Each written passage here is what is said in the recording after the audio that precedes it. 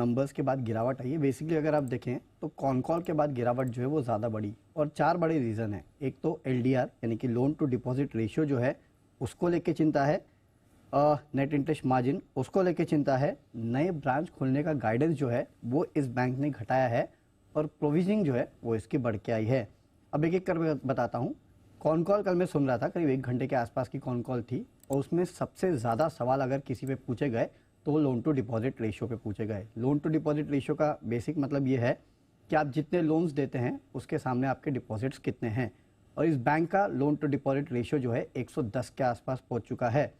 ये हुआ क्यों है? क्योंकि एचडीएफसी लिमिटेड का जो विलय हुआ उसके बाद जाहिर सी बात है एचडीएफसी बैंक डिपॉजिट देता है, एचडीएफसी लिमिटेड नहीं देता है, तो वहाँ से लोन आया तो बुक्स पे लोन टू डिपॉजिट बढ़ गया। एचडीएफसी लिमिटेड को छोड़ के अगर आप देखेंगे तो इस बैंक का लोन टू डिपॉजिट करीब 89 के आसपास है और 80 से 90 के बीच का लोन टू डिपॉजिट जो है वो अच्छा माना जाता है। लेकिन अब ये 110 के आसपास पहुंच चुका है, तो एनालिस्ट की सबसे बड़ी चिंता थी कि इसको आप कम कैसे करेंगे। डिपॉजिट ग्रोथ खासकर होलसेल में अगर आप देखेंगे तो उतनी नहीं हो रही है और लोन ग्रोथ ज़्यादा हो रही है, तो या तो यहाँ से इस बैंक को डिपॉजिट ग्रोथ बढ़ानी पड़ेगी, अगर नहीं बढ़ा पाए तो लोन ग्रोथ स्लो होगी।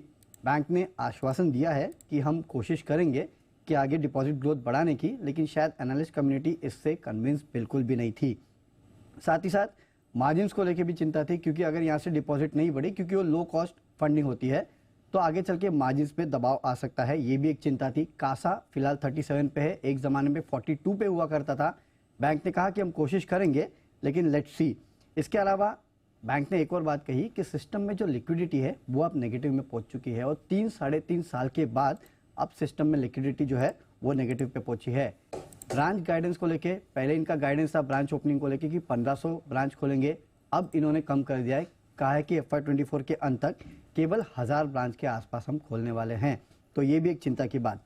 प्रोविजनिंग साल दर साल 50% बढ़ी है और उसका कारण है कि AIF यानी कि जो अल्टरनेटिव इन्वेस्टमेंट फंड्स था उसके लिए इस कंपनी ने भी करीब 1200 करोड़ रुपए के आसपास की प्रोविजनिंग की है। और एक सरप्राइज था, क्योंकि जब AIF की गाइडलाइंस आई थी तो केवल पिरामल एंटरप्राइजेस और IIFL में आपने देखा था कि इसको लेके दबाव देखने मिला था, तो ये भी एक नेगेटिव सरप्राइज आया।